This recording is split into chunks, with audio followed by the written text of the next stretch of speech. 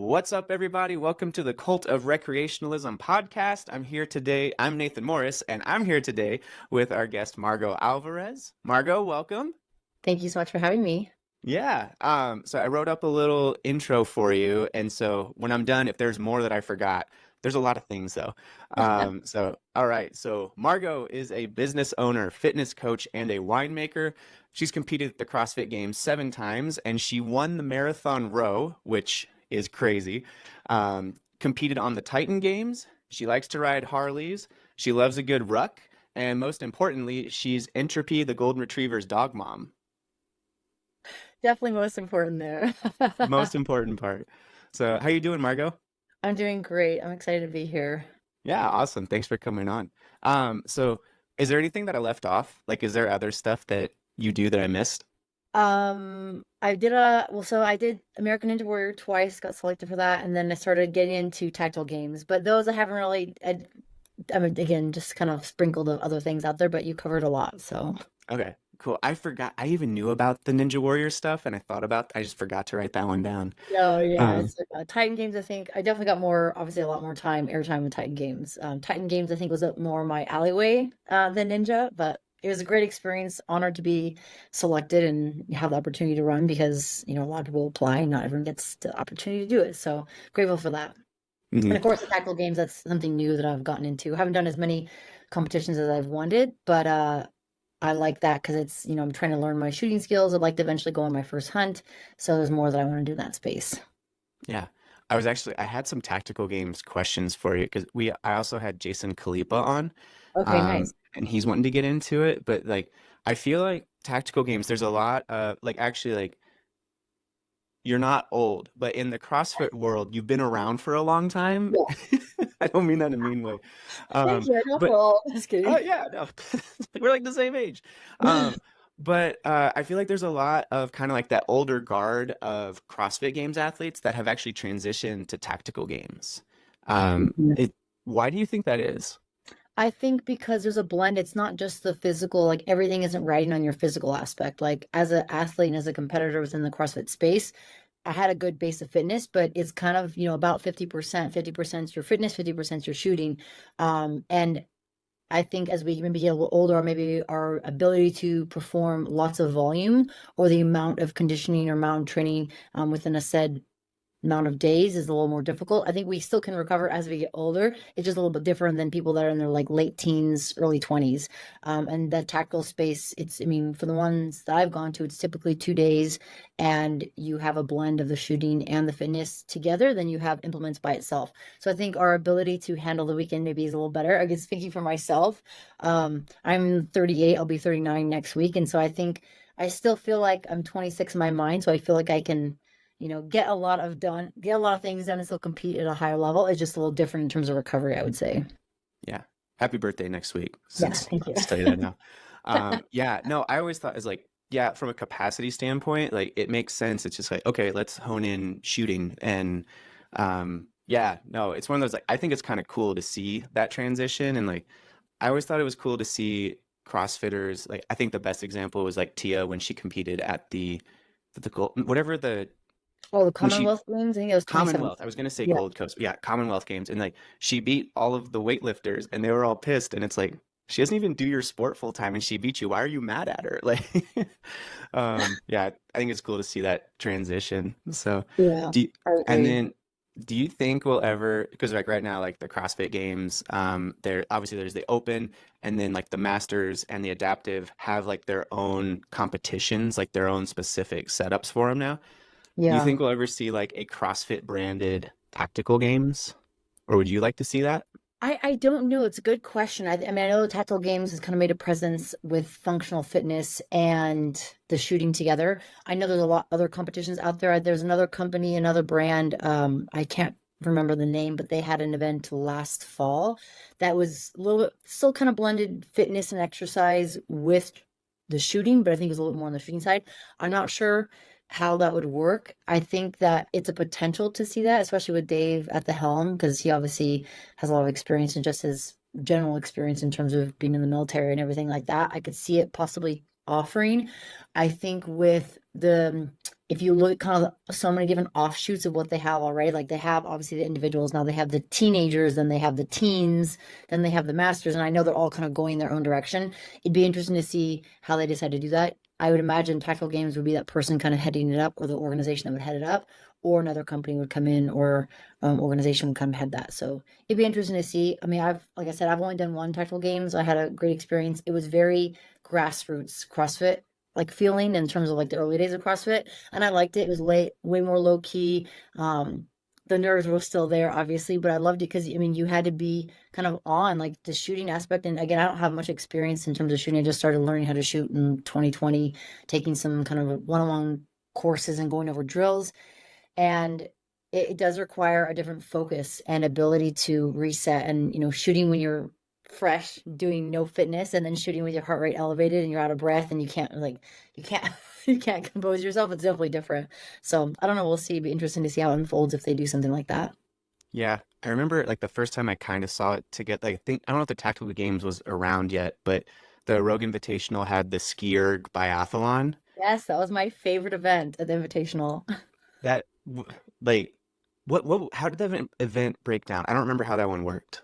Yeah, so you had essentially it was kind of like I guess three different stations in terms of the shooting. You had a standing, um, and then I want to say it was three. I'm kind of spacing, but it was standing and like prone, like on the ground, and then standing. But essentially, you had five targets you had to hit with the air rifle, and then if you missed any shot that you missed, you had to run down and back and do kettlebell thrusters. And then also the skier. So it was skier, shoot, kind of like a ski and shoot with like the Olympics event. I loved it because I was like, I hadn't done much shooting, but I was like, I love this because it challenges you in so many different ways and capacities. I didn't win that event. I won my heat, but I loved that event because it was so different. And you had to be tactful in terms of, do you just rush it and you say, screw it, I'm just gonna go and try to like make all the shots, or you say, I'm just gonna like take my time, make sure everything's good to go, and then I don't have to run into any thrusters. Yeah, that was I remember I couldn't remember the thruster part because I remember like the normal biathlon, it's you go a certain distance and then for everyone you missed, it's like you do another small loop. And I Yeah. was like, it wasn't a small loop, there was something, it was thrusters. That's Yeah. probably worse. Yeah. Exactly. We did at my gym, we have a fantasy football league, and every year, whoever wins the following year, they get to pick the game that determines the draft order. And so the Okay. guy this year, it was you had to do like 20 calories on an echo bike. You had to chug. He picked twisted teas because they're not carbonated, Yeah. I which mean, but that they're is really sugary. moderation. Yeah. And then you had one shot at a target, and it was 30 feet away with a BB gun that you weren't allowed to touch before. It's like you couldn't sight it or anything like that. Okay. And if you hit the center, it was zero, and then it just went out. And so it was a max. It would add time the farther away you were from the middle. Got it. And there was a couple people who like just picked it up and just went right away. And it added 10 seconds, and the other people like took a second, caught their breath, but after an echo bike and like trying to chug a drink, it Well, wasn't fun. yeah.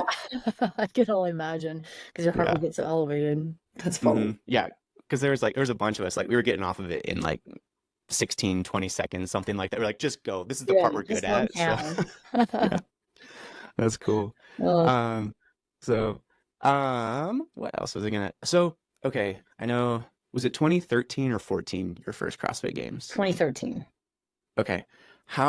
What was your path to get there? Did you play sports? I'm assuming you played sports growing up, and like, what path did you follow to get there? Yeah, so when I was young, I grew up in Montana, and so my mom had gotten us into different activities. I did ballet, taekwondo, horseback riding, and golf when I was young, like junior high age.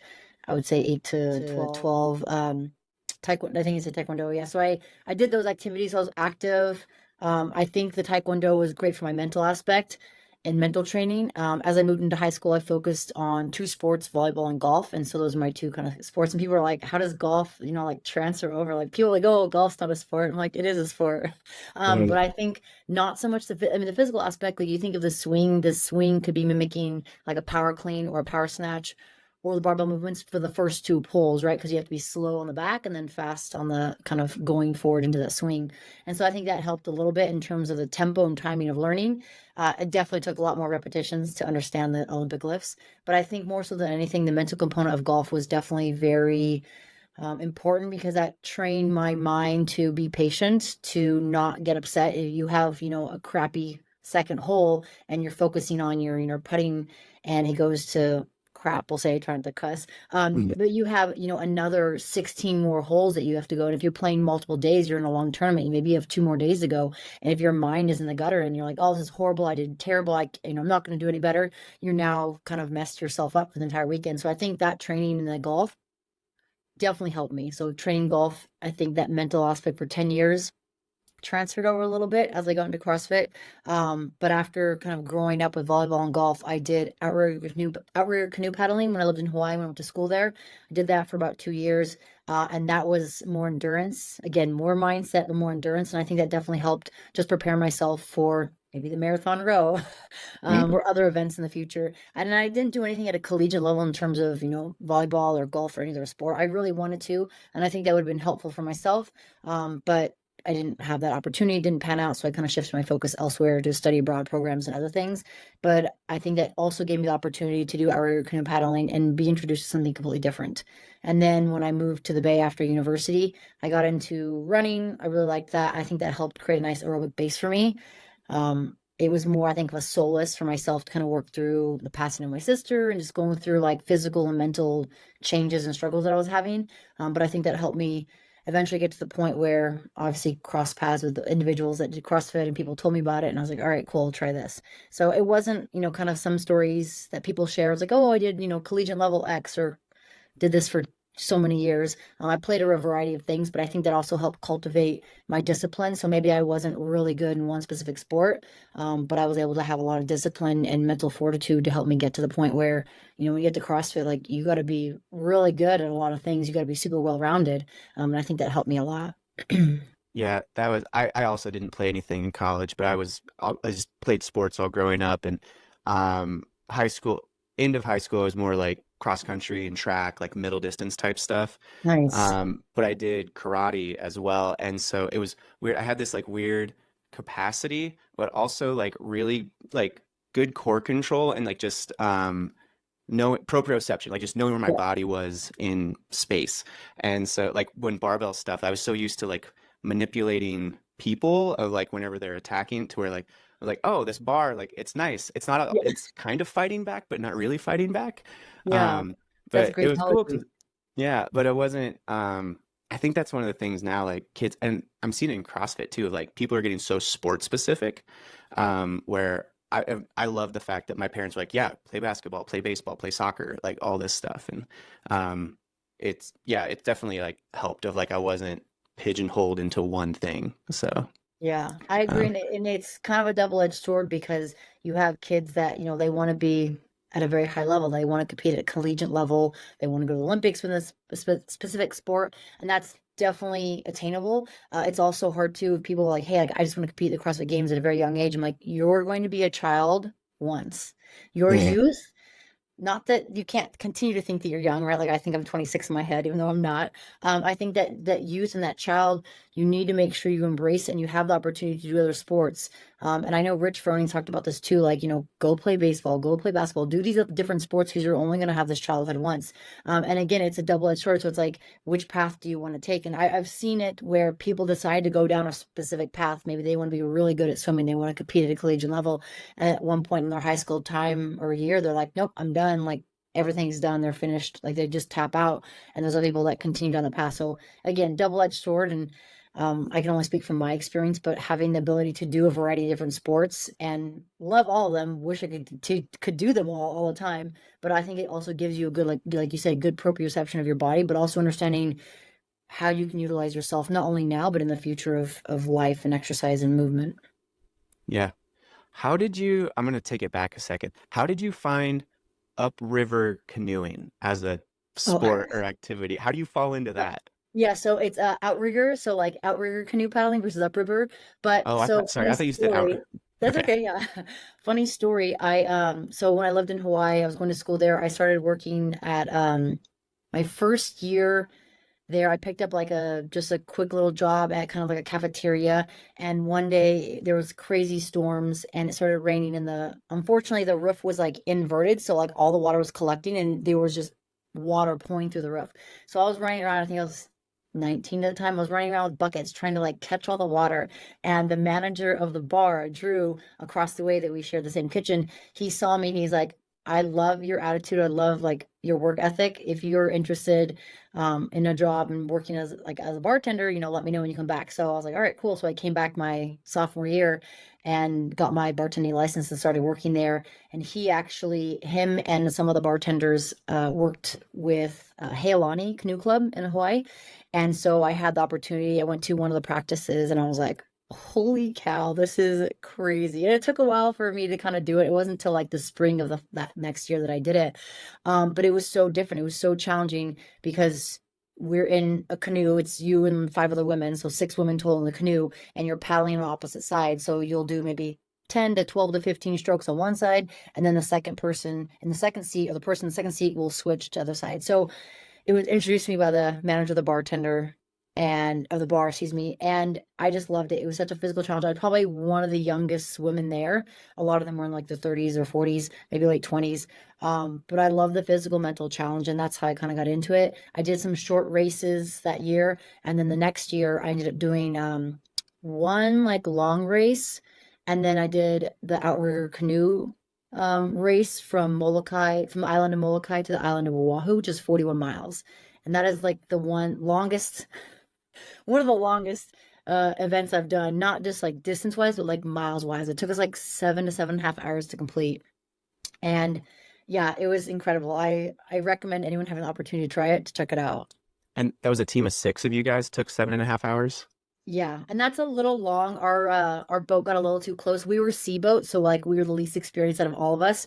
Our boat got too close to the wave break, and so our boat flipped, water got in the boat, and our coach James was like, do you guys want to continue? And I was like, fuck yeah, we're gonna continue. We just paddled 40 miles. We got one more mile to go. We are finishing this race. Yeah. Yeah, like I don't there's care no how way much we're we're not waiting out. finishing. Yeah.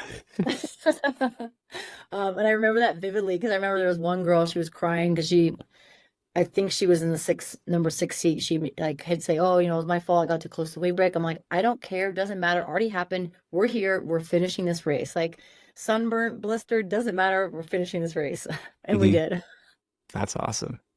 So is your sea boat, like, is 7.5 hours, is that competitive? Is it not competitive? No, Like, that's a little long again because we flipped. We were there for like probably another 45 minutes, an hour, trying to clean like get the water out so we can continue Mhm. finishing. I want to say for the back then, I mean, this was 2005, I think 2005, 2006, and 2005. I think the fastest for the women was like around 5, maybe 4.5 to 5 hours. The men are a little faster. I think they're like the best times like 3.5-ish hours. I could be wrong.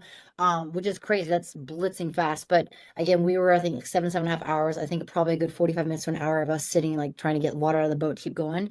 And for us, I would say, I mean, I'd never paddled that race, and so it was my first time. So we were obviously the less experienced. And you're also looking at like the strongest athletes. So maybe they're not the strongest, but you want to have a balanced crew. You have 6 in the boat, then you have 3 and the support crew in a boat that kind of follows you along. So we switched every about 20, 25 minutes or so for that amount Yeah, of time. Yeah. that's cool. That'd be a cool experience to do. It was. I'm So, so grateful I had the opportunity. I mean, I'd consider maybe doing it again now. We'll see. I don't know. mhm. I need practice. Yeah. So, okay, so from there, ended up moving back Bay Area, you said? Correct. Yeah, Bay Area. Yeah. And that's when you got into CrossFit?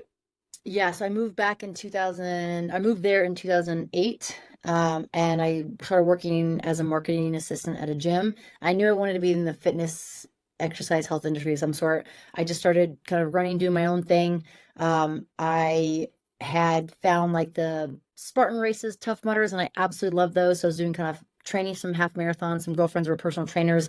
I decided to get into my personal training, kind of getting my certificate, but also moving to that industry, doing some half marathons, 5Ks, 10Ks, Tough Mudders, and then it's funny because for those in the CrossFit space, Dusty Solon, he was from CrossFit San Ramon. I'm not sure if he's still there or not, but he was kind of the first introduction about CrossFit. My first CrossFit workout was Filthy 50 that he introduced me to. I didn't know what it was. I was like, all I know is like this 45-pound barbell is heavy as F, and I Mhm. can barely press it overhead.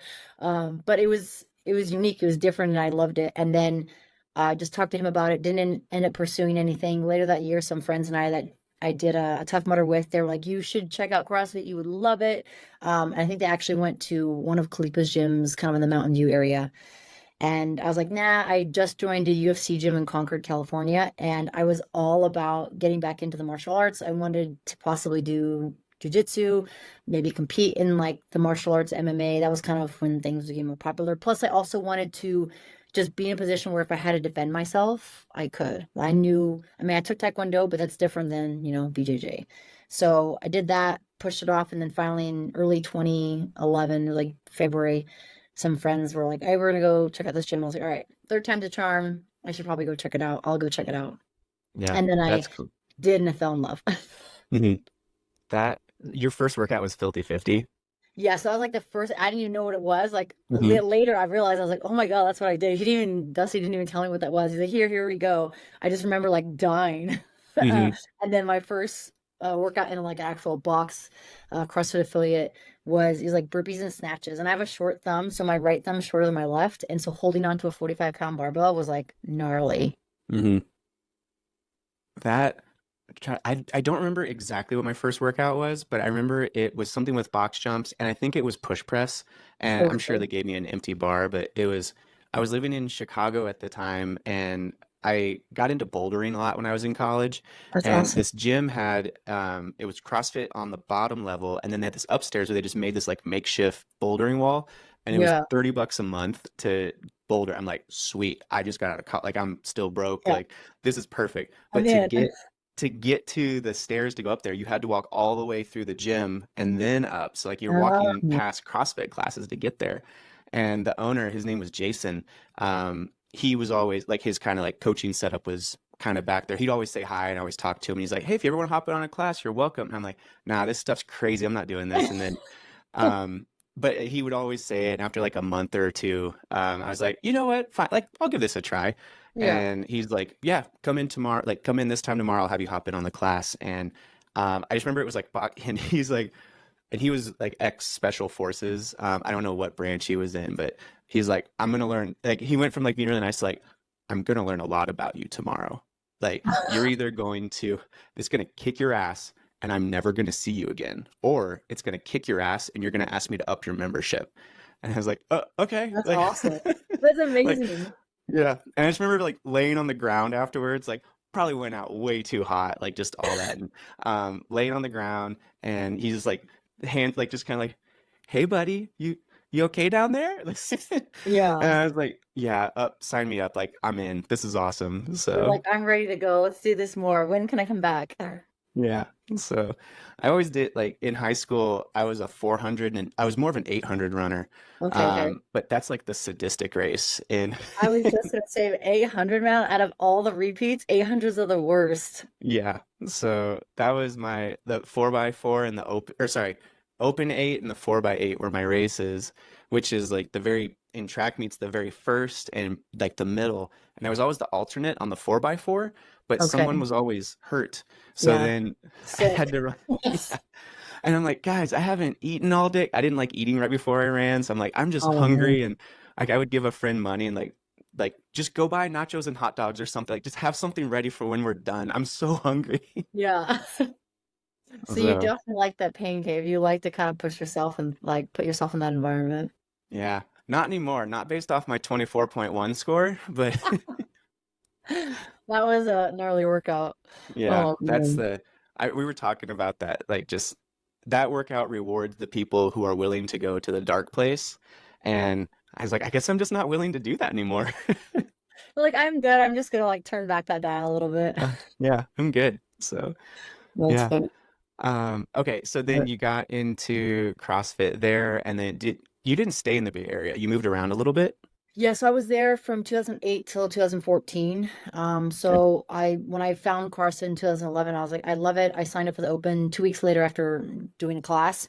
And then I got my mobility certificate and movement certificate with Kelly Starrett about a month later. I was like, I love this. I want to learn more. And then 3 months later, I got my level one certificate in June of 2011, volunteered for the SoCal Games when it was two like separate regions. Hmm. And I was so enamored and fell in love with like Katie Hogan, Chris Clever, Becca Voigt, like seeing all these athletes on there. I remember I vividly, I was on the side seeing all the girls or ladies lined up for the thruster ladder. And I was like, man, this is so badass. Like, I would love to be able to compete with these ladies on this floor. And I just remember having that feeling. It gives me goosebumps now thinking about it, just wanting to be able to do that. And then I volunteered for the games that year and got selected. Angel kind of was my first point of contact. Angel Forbes, she's been around forever. She's amazing. But she was kind of my first point of contact. And I volunteered for the games, worked with the CrossFit side staff, and then also with Rogue staff. And again, same thing. I saw these athletes out there. I'm like, I want to compete with these ladies on the floor. Like, I talked to Lindsay Valenzuela's after like one of the events when they were on the arena, and it was just like talking to them, hearing their experience, and like Venus, I was like, I want to do this. Like, I want to be on that floor. And so after that, I was like, all right, I'm gonna do whatever I need to do to get there. Some people were like, yeah, yeah, sure, okay, cool, whatever. Like, yeah, everyone says that. But I was like, whatever I need to do, I want to make that happen. So I was kind of 2011, and then fast forward to the 2013, and that was the first year I qualified out of NorCal, and then 2014 NorCal again, and then I moved to Texas in end of 2014, early 2015, was there for about a year, and then moved around a lot after that. hmm The the SoCal regional you were volunteering at, was that still at the Del Mar Fairgrounds? Um, no, that was even before. It was one of the universities, like not Okay, La Jolla, that's San Diego. Long Long Beach. It was like the Long Beach, I think like maybe. it was on a track. I want to say it's Long Beach, like the university, the college out there. Okay. But I remember the first event was like the run and then handstand push-ups.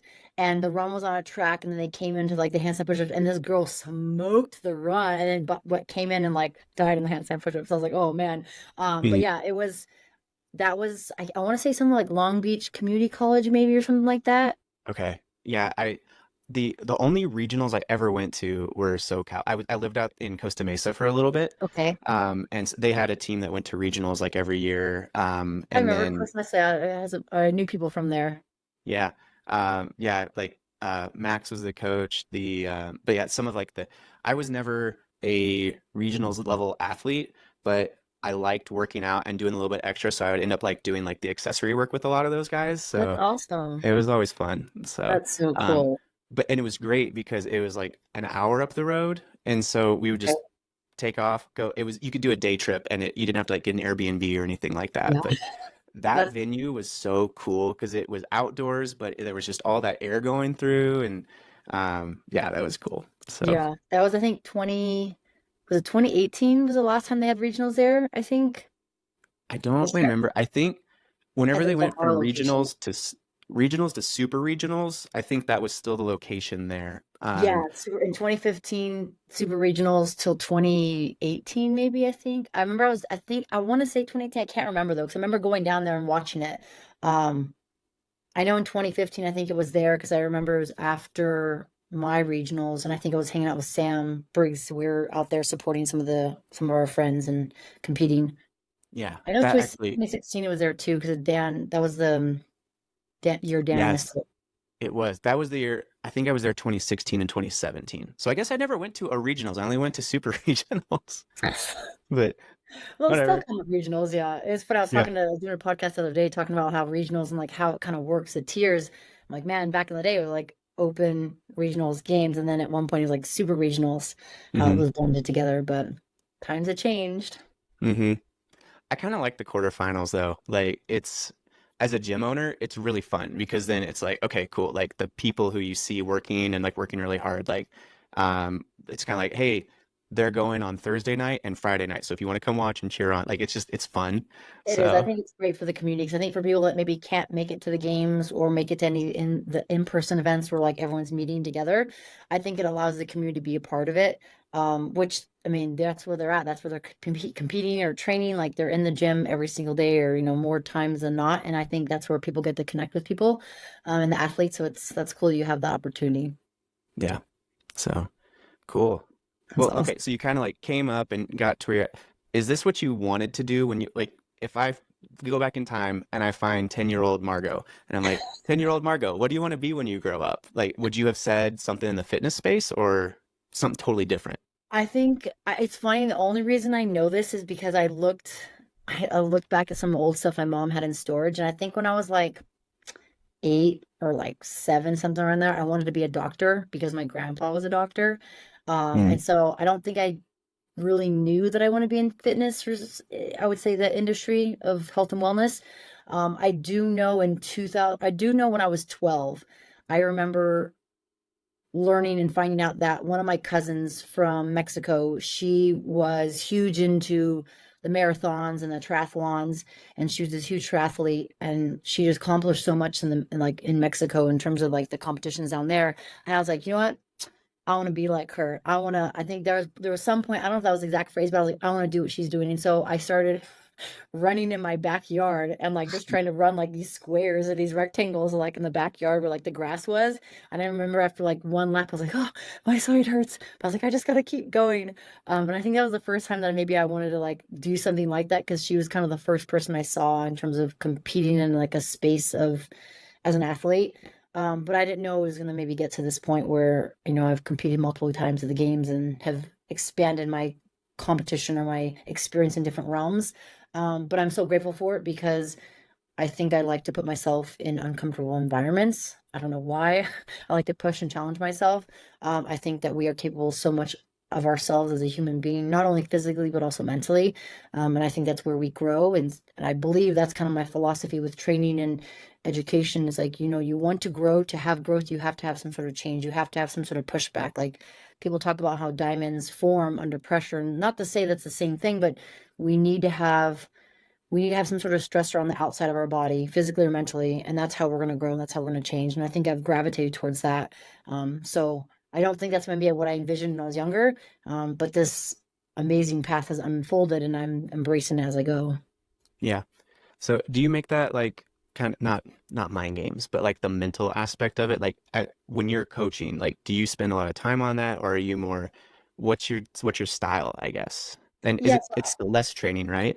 Yeah, so I do some remote coaching where it's online and we have weekly check-ins where we do talk about the kind of mental component, like asking how things are going. I believe the mental component has a lot of value. There is a lot of things that you tell yourself or don't tell yourself that can have a direct impact onto the physical. And so I do spend some time on the mental. If there's clientele or individuals I want to focus just on that, then I'll focus just on that. But typically, it's more the physical training because people want body composition change, right? Like they want to lose fat, or they want to build muscle, they want to have more confidence. And I think that's the biggest thing is like you will have more confidence, but that comes not only from internally, like the mental aspect and physical aspect, but also how you talk to yourself, how you treat yourself. But that takes time. So I do place a value on that and I do incorporate that into my training. I mean, my own training, but also working with clientele.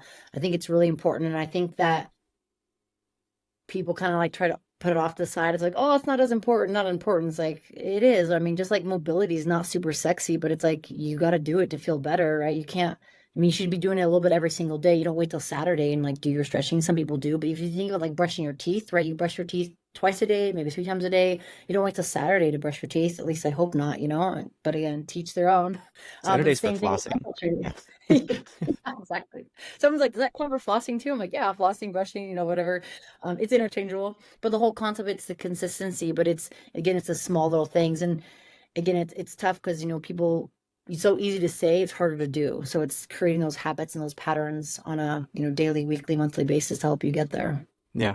Do you have a large like online programming that you do or training or I do small, so like for Mm. remote coaching, one-on-one remote coaching. I'm kind of working on doing some new things, kind of general programming for some people, like kind of like I would say, functional fitness, but I have my kind of 3 pillars that I base everything around is prepare, endure, survive.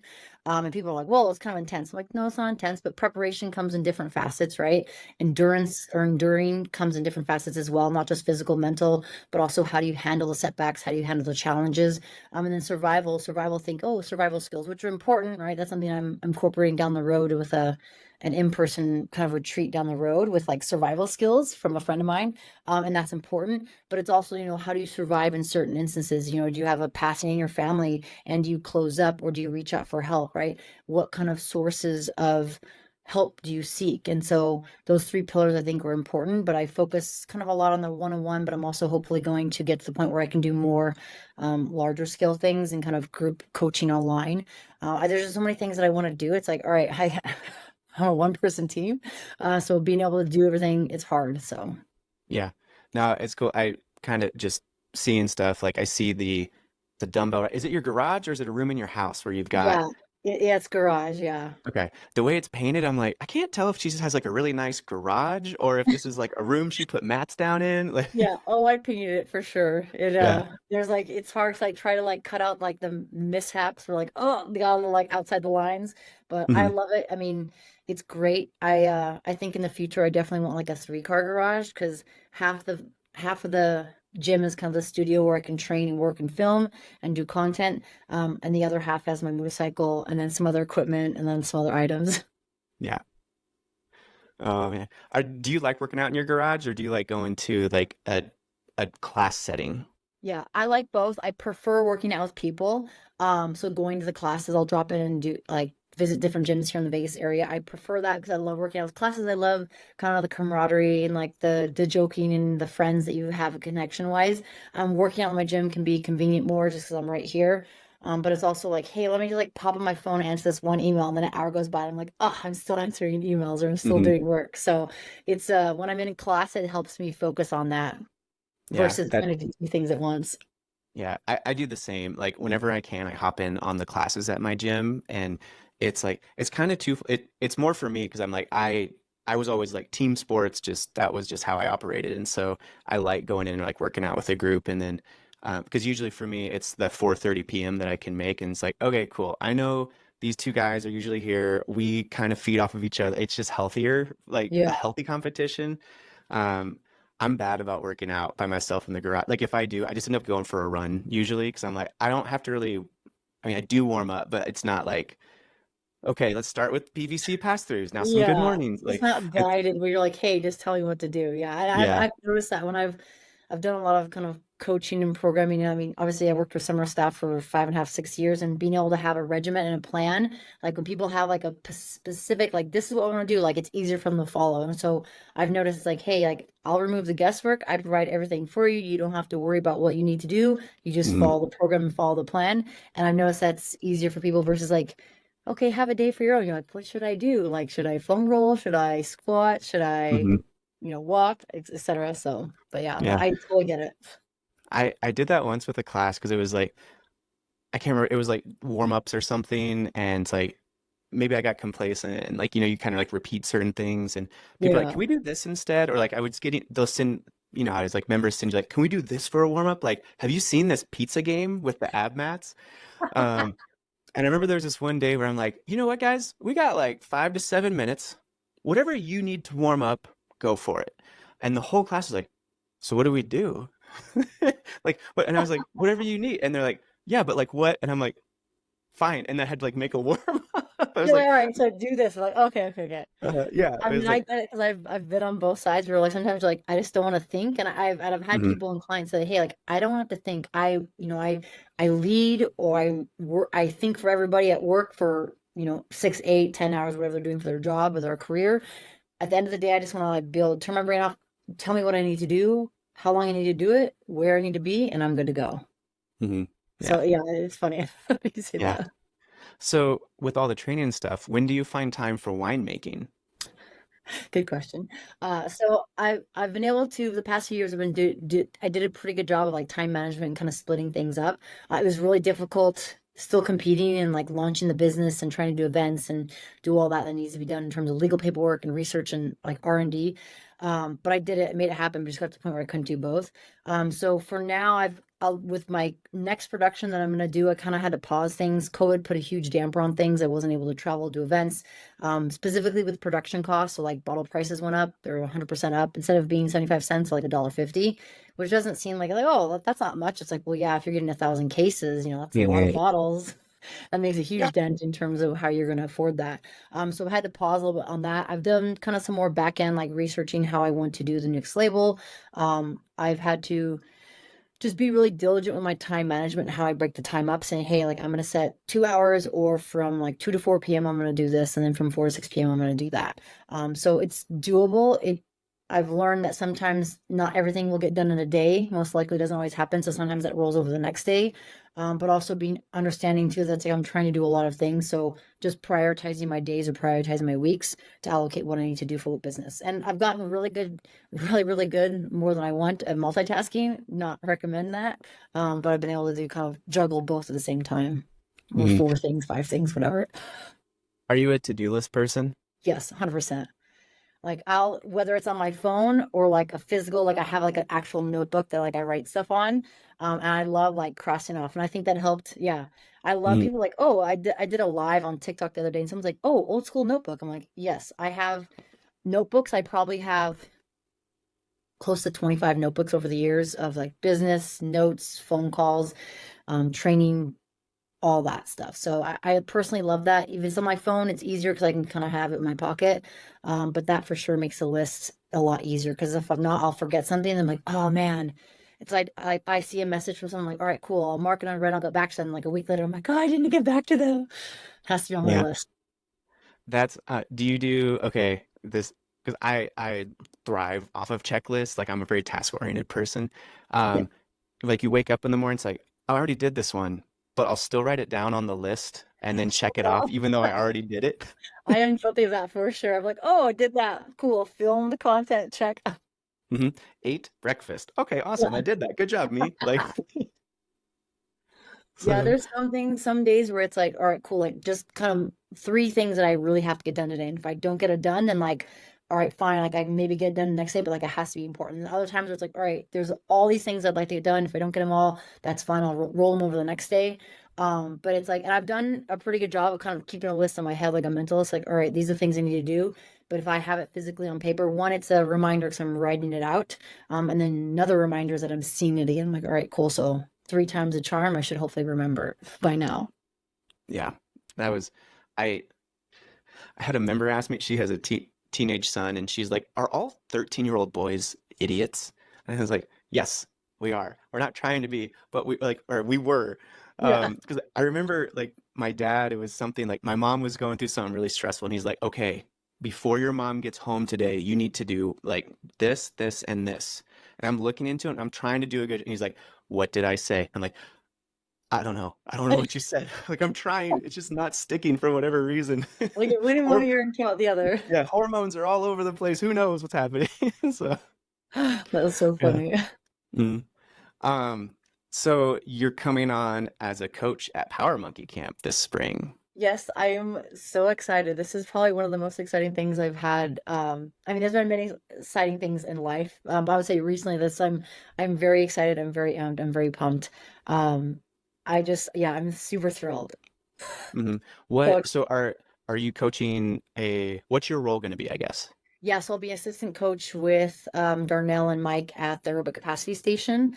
So we'll be focusing on kind of that running station, but I love it because I mean I love all stations, and I had the opportunity to attend the first camp, which was the first camp for you, correct? Right? Was that the first camp for Yeah, you? that was my first Yeah. camp, the one where I met you there. Yeah. Yeah, so that was 2022. No, 20, it's 20, it was spring 2023 because it was Okay, a year so yeah, ago. so my first one, so my bad. So my first one was spring of 2022, so almost 2 years ago. And I came out and I was like just a full camper, like experienced everything, went to every station, like was involved in everything, and I absolutely loved it. Being a guest athlete there, having the opportunity to see everything, I was like, this is amazing. Like I feel like a kid in a candy shop. Like I love fitness, I love people, I love talking. I talk too much, but I absolutely love it, and it was just this phenomenal experience. Made some amazing memories. I knew a handful of people already in the space, just in terms of CrossFit and training and doing podcasts.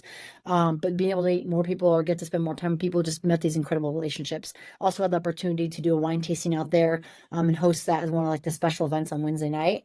And that was just phenomenal. And then I got invited to that fall camp, but I couldn't make it. And then the next year, 2023, that's when I met you, came Mhm. back as kind of just, guest athlete, but also help out wherever. And then also had the opportunity this past fall to go back and help out.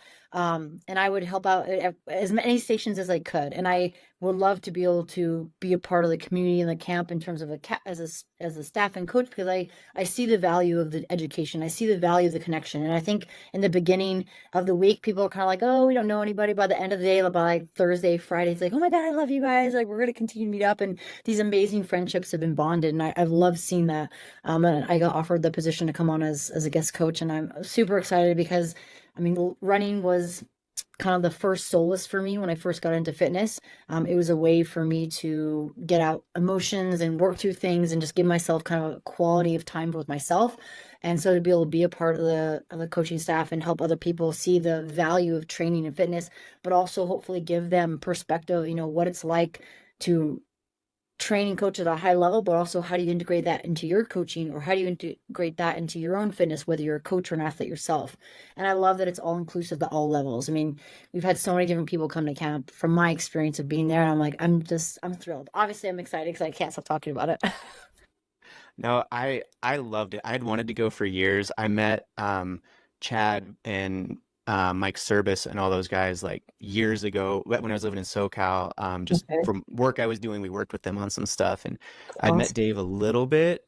Just really, really, actually, fu- I so I used to work for Barbells for Boobs back in the Okay. day, and at one point we were doing a road trip. The Durantes weren't in town, but we were in Portland for an event. I slept on Dave Durante's couch before I met him and like No really talked to way. him in person. Yeah, That's it's like amazing. when we were going out there and I was like, "Hey Dave, how's it going? Sadie, nice to meet you." So 3 years ago, I slept on your couch for 2 nights. Thank you. It was very comfortable. And they're like, "What?" And I was like, "Yeah, Sarah." And they're like, "Oh, yeah, you were the driver." Like, okay, cool. That's But funny. That's a Sadie's like, small "What world. do you mean you slept on my couch?" Um, Yeah, he's like, could you clarify or expand a little bit more? uh, yeah, it was funny. They're great though. I was super pumped. So like I get to go on as staff this year, coming to like help run camp stuff. And so I'm really pumped on that because I'm so the excited for you. yeah, just and like anybody listening to this, if you have an opportunity to go to Power Monkey Camp, it's summer camp for CrossFitters that like it's awesome. And 100% because agree. the I love my two favorite stations were, well, I wouldn't say they're my favorite. The two that made me think about things differently were handstands and kettlebells, actually. Mm. Um, Kettlebells, that was one I was kind of like, yeah, they're kettlebells, but I got there and it's like I've done all this research with barbell and like all this training. I'm like, when's the last time I actually looked up like kettlebell technique and all that and like had somebody really drill it? And so I really enjoyed that station because it just made me think about it differently. And then Yeah. the way Dave teaches handstands, and he used the example is like, okay, if you're going to set up for a 1 rep back squat or deadlift, you're going to walk up and like perfectly place your feet where you want them to go. So when you're doing a handstand, why would you just fling yourself up there without like carefully placing your hands? And I was like, I have never thought of it that way, but yeah, you're right. Um, 100%. It's like ding, ding, ding, the light goes on.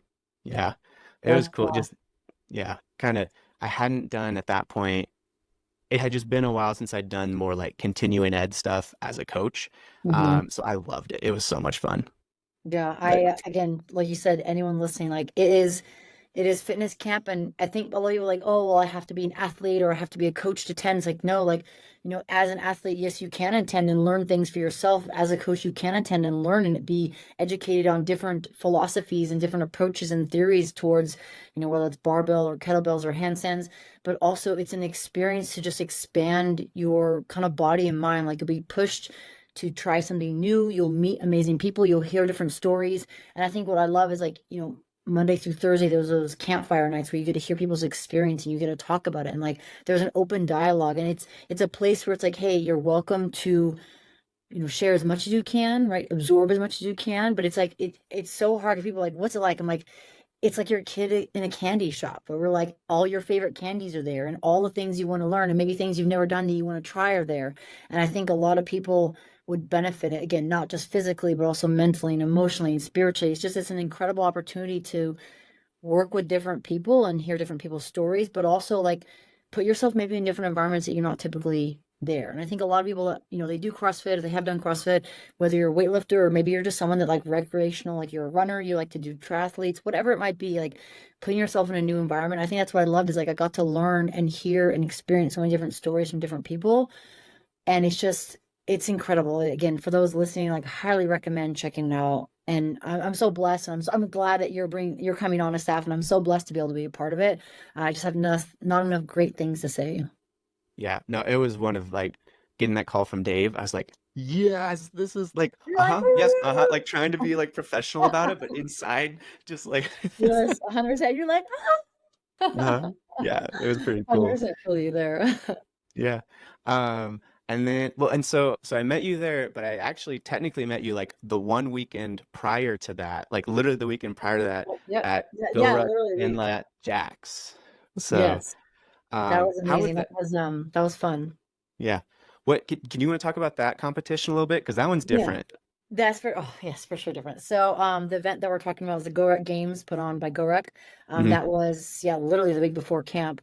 And it was incredible in the sense of like something completely new and different. If you want to test yourself not only physically but like mentally, emotionally, that was it. And I got an invite like super late. One of the ladies that was supposed to actually be doing it, she could no longer do it. She was having some shoulder issues, shoulder surgery, and so it was offer was extended to me like I'm gonna say like 5 or 6 weeks or 4 or 5 weeks right before. I was like, sure, why not? Like, what's the worst that could happen? Hmm. I was like, I'm down for it. And I was kind of training for American Ninja Warrior just because I was like, I got selected this last year. And so I was kind of training more gymnastic stuff. I was like, all right, well, I just started working with GoRuck as an athlete and ambassador. I was like, all right, well, let's ramp up our rucking, which I loved. It was great. Let's ramp up our running. Let's ramp up a lot of different things. And so try to do as much as I could to train and prep for it. But you did not know what you're going to do until right before. So people talk about like the CrossFit games in terms of, all right, you don't really know. I'm like, yes, there's that element of surprise.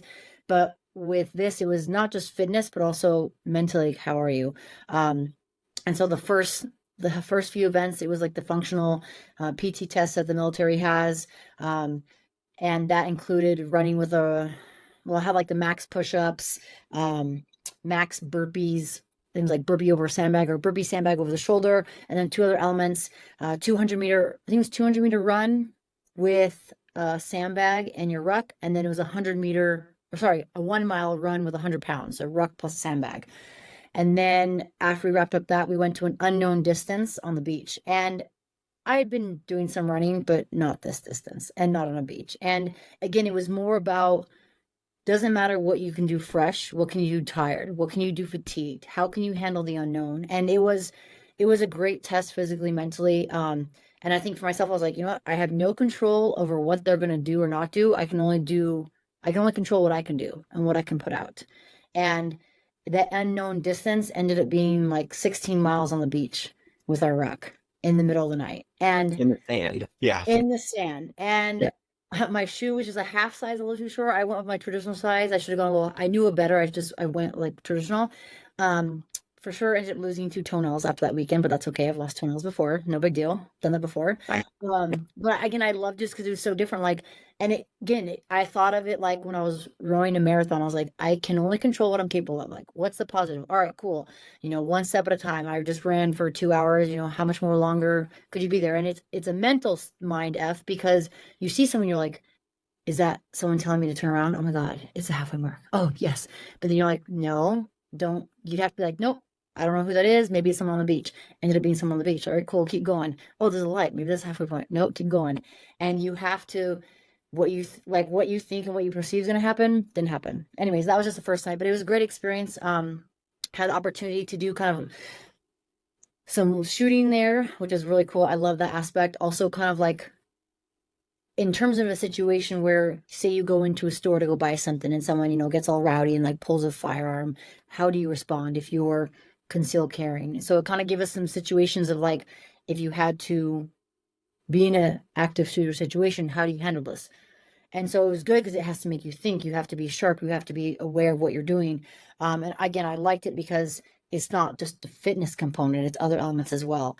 And then of course that was, I think, Saturday, the last day we ended up at the Jacksonville event, Hmm. where everyone was at. That's where we connected with like the rest of the community. And then they had like an obstacle course there. And then they had for the top eight, which I made the top eight, I was really hoping for. They had some grappling, which I was looking forward to. I was like, all right, let's go. Even though I have minimal experience, I take a handful of classes with some friends. But it was a really cool experience. And I think that to sum it all up, I know I just talked a lot about it, but to sum it up, it's like you doesn't matter what you're doing fresh. Like, what can you do tired? What can you do when you're exhausted? What can you do when they say, oh, no, change? Or like one of the events on Saturday night was swimming at night, and I'm not a fan of swimming. I like to swim. If I'm going to swim, it's going to be a pool, but I had to go over that by CrossFit Games, right? You got to swim in the ocean with sharks. It's fine, whatever, no big deal. But then swimming at night, like, oh man, talk about mental fortitude to not let your brain go down a wormhole. But anyways, we swam at night, and then we had to tie knots. So these are some of the knots that they had to tie. They do testing in the military. And to do that, to stay focused and be fatigued in the middle of the night, 10, 11 a.m. or 10 a.m. p.m., excuse me, trying to tie these knots. So it was some completely outside of my experience of realm of what I've done before. But it was good. It was it was a place where I grew. I physically, mentally grew. I know I don't think they're doing it anymore this year. They just had two years of the GoRuck games. Hmm. But it was amazing. Like I said, lost two toenails, doesn't matter. I came out where I wanted at least top eight, and it was an eye opener in terms of what you're doing in training and how you can continuously evolve and kind of put yourself in a different environment. Yeah. Yeah, no, it was fun to watch because we only really got to see because I was working that event, but we were in like the vendor area the whole time, and so that last day was really cool because there was the I met you at the obstacle course, and it was like they Yes. were about to announce the grappling, and you're like, I really hope I make the top eight. I remember like, and then you did like, yeah, she did it. Um, it was cool. I know, Um, yeah. yeah, Oh, that's the awesome. yeah, and it was funny because like I um sorry, going back a little bit. I've been like the GoRuck trainers, the ballistic trainers. I've been wearing those for like pretty much since they came out.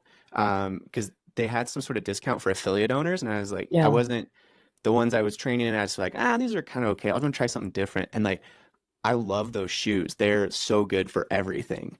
they're Um, amazing. I yeah. 100% agree with you. And I've tried a lot of shoes, like anything from like running shoes to the Innovates back in the day, Hmm. to a lot of the brand names that have been around. And again, nothing wrong with the other ones, but it's hard to find a shoe that you can train in the gym and then I can like go wear with jeans out at night. Because I've tried wearing like other shoes with jeans. I'm like, clearly I just came from the gym. Yeah. Hmm. Yeah. No, because it was funny because actually at Power Monkey Camp you like just stood up like you just like stood next to me and like just Oh put your yeah. foot right next to mine, and I was like, oh shoot, like nobody I else know we were wears both these. wearing the Lunar Rock colors. I was like, let me take a picture at the Yeah. gym really quickly. Uh, yeah, they're my favorite. I got some of the Rough Runners. Those Yeah, are my coaching shoes. Like when I'm just walking around all day, they are so comfortable just to like I just stand a lot. And so I love those things. They're the best.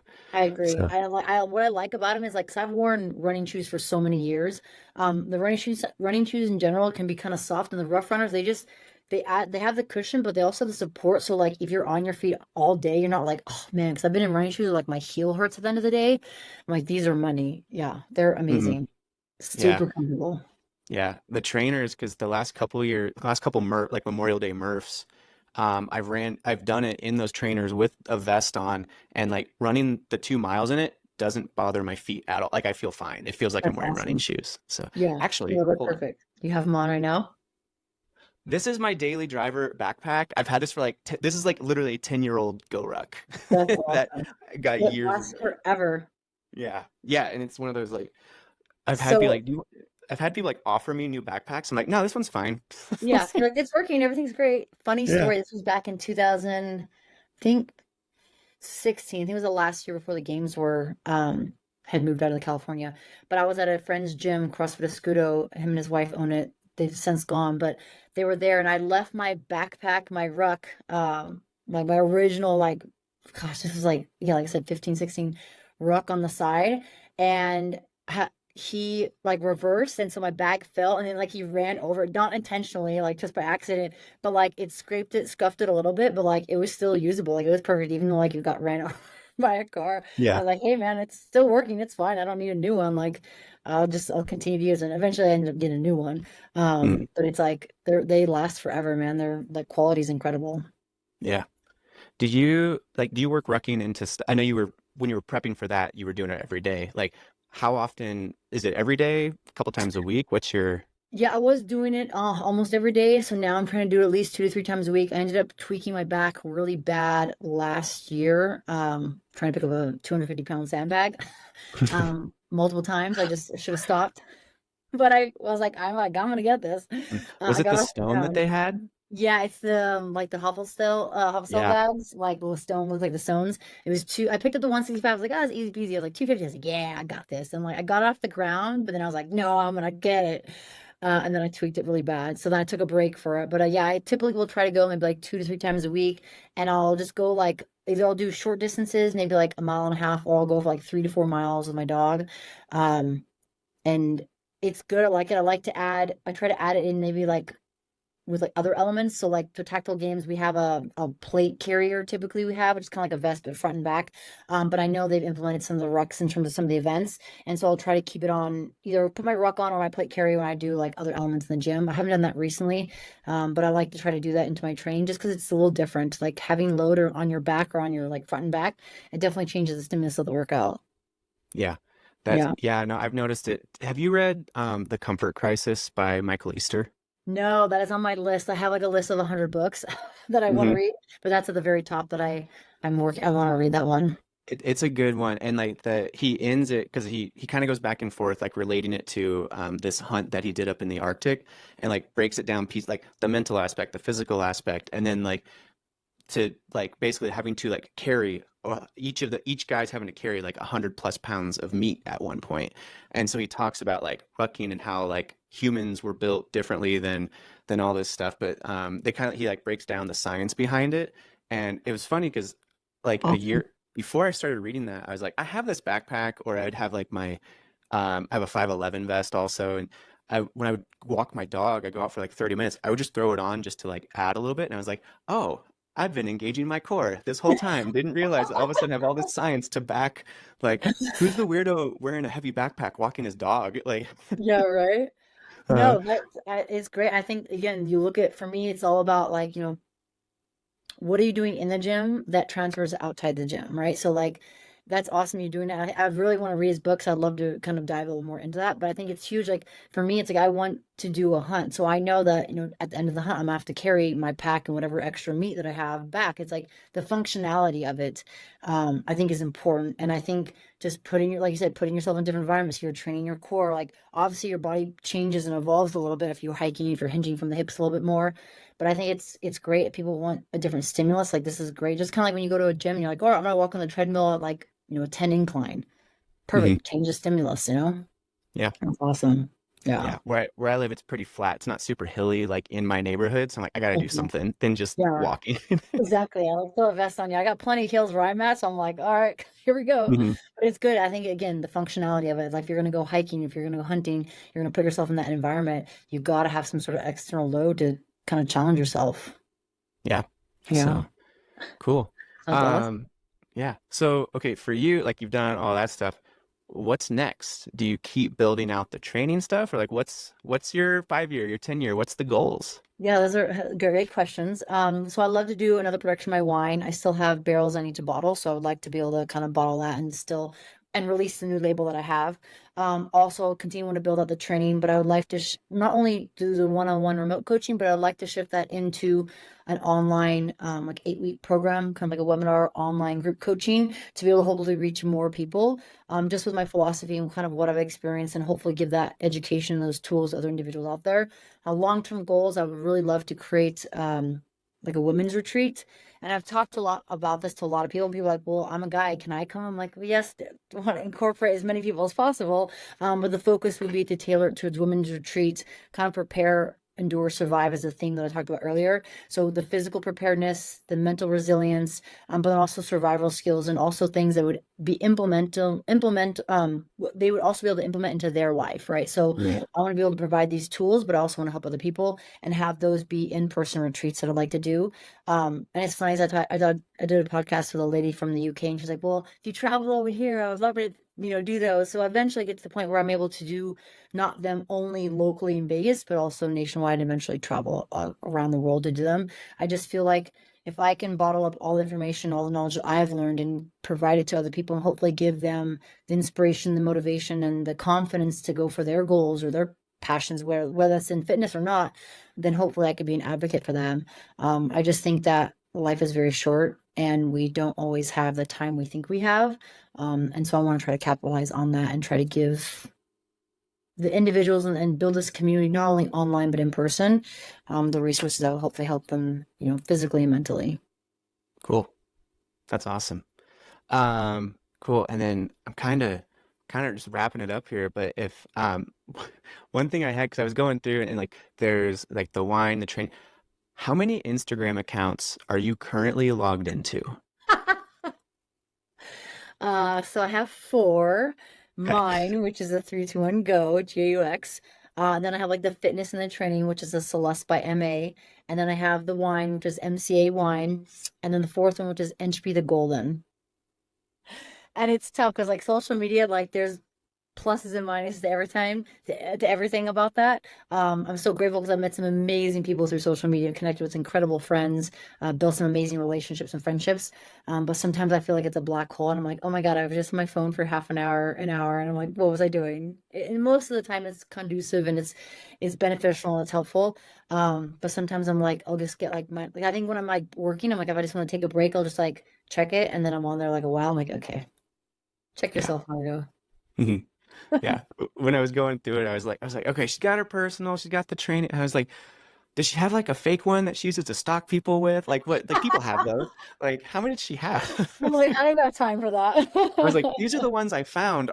Is there like another business that she's run into? Like Well, she's a car funny. dealership. Like I guess this isn't funny, but I know there's people that have used I guess my photos and like pictures as like like that's them, like they're impersonating me. They're not using my name, but they're saying, "Oh, Mhm. hey, it's Mary from Puerto Rico, and this is my photo and it's me." I'm like, so I've had a couple of those where I had to like kind of delete and block and stuff like that, or report.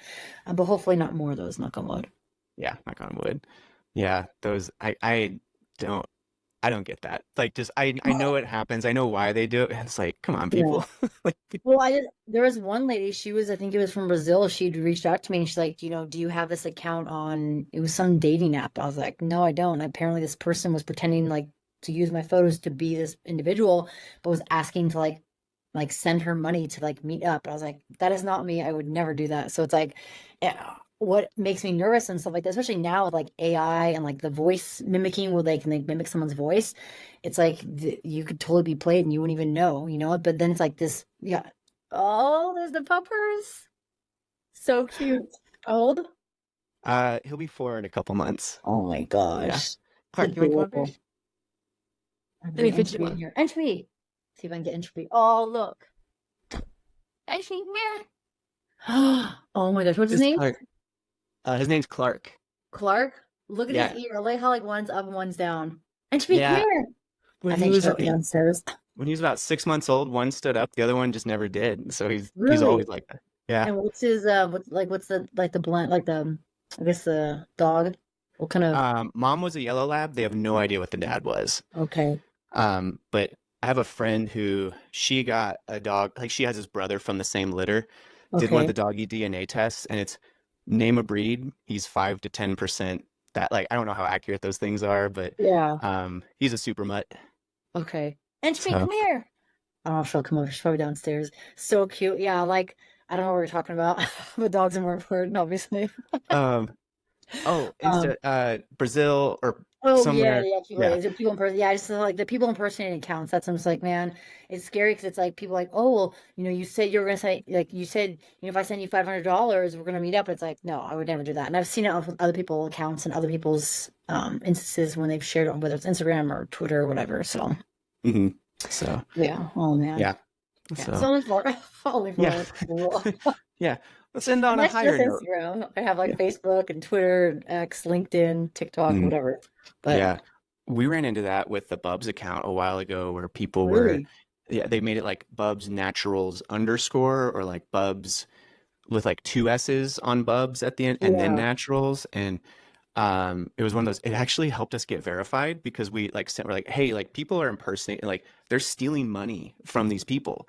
Because people are like, I never got my order. And like, and it looked like a legit, like, crazy.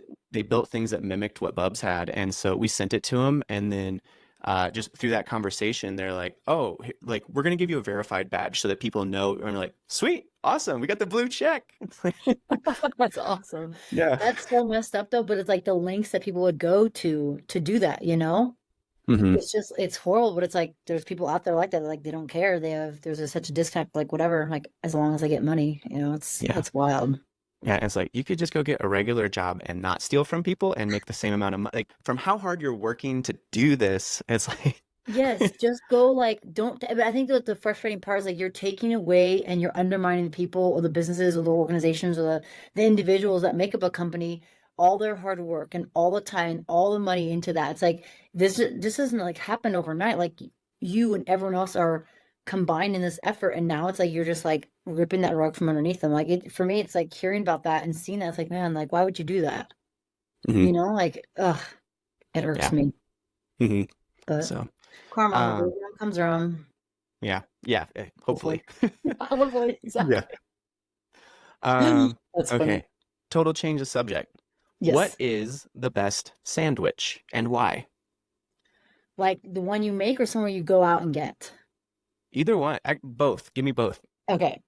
So if I'm gonna make my own sandwich, do some sort of so I'm gonna give you two variations of this. One, back in college, I would take cinnamon toast, like cinnamon raisin bread, but hmm cinnamon raisin bread. I'd put people are gonna be like, what the hell, she's crazy. I'd put mustard on it, then I'd put pieces of cilantro, and then I'd put turkey and ham, some sort of spinach, and then sliced tomatoes, and it was amazing. And people were like, ew, it's disgusting. But the cilantro and the mustard and the cinnamon raisin bread has a unique flavor. I'm like, oh, I loved it. It's so good. Um, so people are probably like, wow, Margot's really weird. So that's It's the like we sandwich I all was back experiment in then. college. Yeah. Yeah, exactly. Like, you gotta do what you gotta do. It's college. Yeah. So that was kind of like a bit old school. Now sandwich, I would take sourdough, then I'd put still mustard because I love mustard, spicy mustard, and then avocado, slices of tomato, lots of extra meat. So, like slices of turkey, slices of ham, maybe some salami in there, lots of it. And then I would put maybe if I want to put some spinach, maybe some spinach on there, but typically I'll put all the meat and then maybe I'll do either brie cheese or maybe some mozzarella and then sprinkle some salt on there. Boom, good to go. Super awesome sandwich. That sounds And then good. it's like, say again? That one sounds way better than the cinnamon Yeah. raisin with, Wait, yeah. man, the cinnamon raisin bread? Uh-huh. Bro, you gotta try it first, then you can hate. I'm gonna bring cinnamon raisin bread to camp. We'll make sandwiches. Okay, I'm down. Try anything. That and rice cakes. All right, and then so if I'm gonna go out and get sandwiches, oh man, that's a tough one. I'm trying to think. I used to do Subway all the time, way back in the day. Won't do that now. Oh, the Vietnamese banh mi, if I said that right, banh mi hmm sandwiches. Those I love. Oh my gosh, amazing. If no one's ever had them, you have to go try them. They're incredible. I think it's like the vinaigrette or the vinegar that's on there with like the jalapeno and like the shredded carrots. So good. Nice.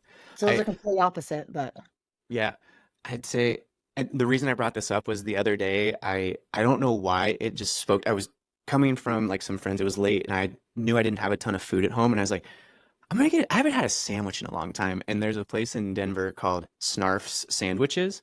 okay. Um, and I went in there, and I didn't even know I hadn't been in there in a long time. Walked in, and I just saw like meatball parmesan sub, and I was like, Mm, that is what I want. I didn't know I wanted, and it was like the best. Like amazing. yeah, it was so like in that moment at that time, it was exactly what I needed. That's Um, awesome. yeah, and I think then sometimes it's like that when you go to a place, you're like, I didn't know I want this. Like, oh, this sounds amazing. I yeah, will say one more variation of sandwich. It used to be there's a place here in Vegas called Echo and Rig, and they have this. like Brie turkey cranberry sandwich. Oh, it's so good. Amazing. I love Brie. Like I love cheese. Like if I could eat cheese all day, I probably would, but I'd be like really overweight.